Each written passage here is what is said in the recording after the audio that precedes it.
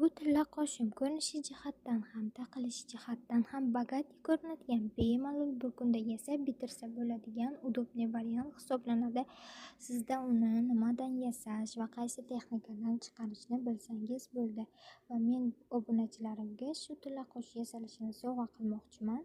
Siz ham o'z qo'lingiz bilan xohlagan sirkon toshlardan foydalanib, xohlagan fasonda o'zingga yoqqan ranglarda ishlab chiqarishingiz mumkin bo'ladi.